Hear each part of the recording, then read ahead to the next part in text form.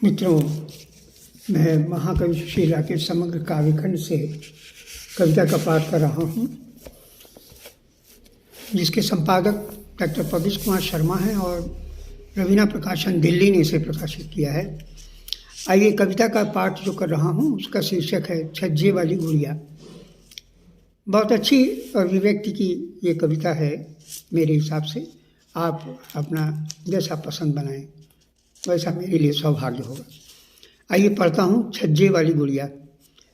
छज्जे वाली गुड़िया करती है प्रतीक्षा रोज बरोज अपने पिता की। छज्जे वाली गुड़िया करती है प्रतीक्षा रोज बरोज अपने पिता की।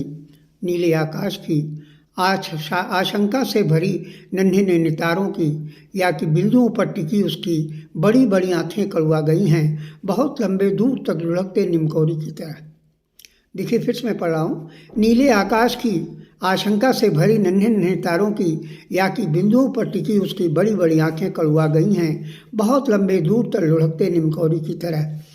हाथों को गमों में बांट दिया है उसने, हाथों को गमों में बांट दिया है उसने, बालों को गमों से ताज़ा किया है उसने। सड़क पर परिचित लाल लन्नाओं के खेलने, गिल्ली डंडे पर गुलाबी नींद की चादर फैला चुकी है। बहुत अच्छा वर्णन है इसमें।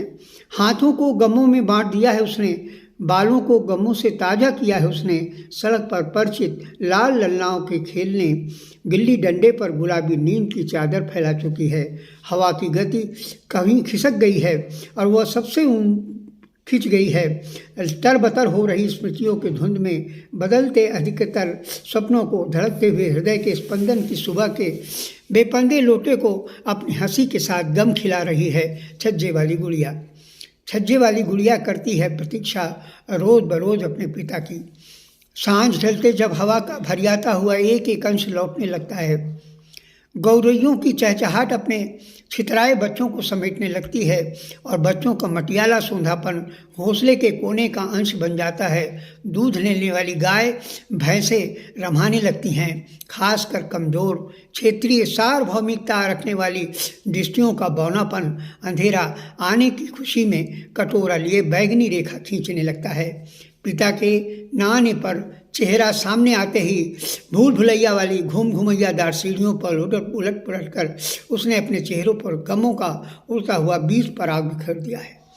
पियकड़ों की तरह पौधे उगाए हैं, ताक रही अनमनी सी छज्जे वाली गुड़िया करती है प्रतीक्षा रोज बरोज अपने पिता की।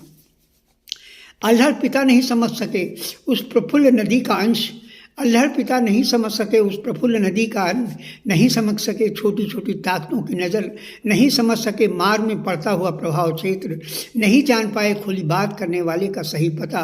बस प्रत्यक्ष कहूँ या प्रत्यक्ष जुट जाते हैं देश के सक्रिय महत्व पर, अधिक निकट आ जाते हैं अविश्वासी मानसिकता पर। सब कुछ तो उनके हाथ पाँव हो जाते हैं। खाते दर खाते में वो अपने आप के आसपास दिखाई पड़ने लगते हैं। बस कुछ यदि नहीं हो पाते पिता। छोटी छोटी लहराती बतरस वाली रंगों की दुशाला ओढ़े संभाव वाले अलक्खड़पन की नटखट गुड़िया के मुताबिक। बस कुछ यदि नहीं हो पाते पिता।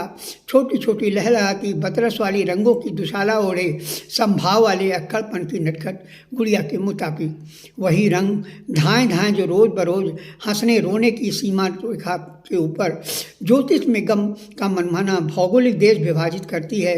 खंड खंड उकेर रही नागफनी के पत्ते लहक लहक कर छज्जे वाली गुड़िया करती है प्रतीक्षा रोज बरोज अपने पिता की।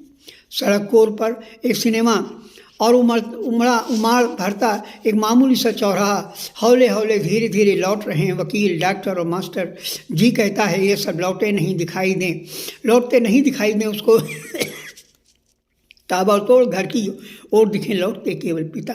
जैसे चाहें लौटे रथ में लौटे, साइकिल पर लौटे, स्कूटर में लौटे वर्षों की अमूल्य नींद बनकर आश्वासन, जन्म जन्म की सरल सहज आकर्षण मधुरस के स्रोत निभाते दर्शाते अनमोल रतन बनकर स्रोत है खुश।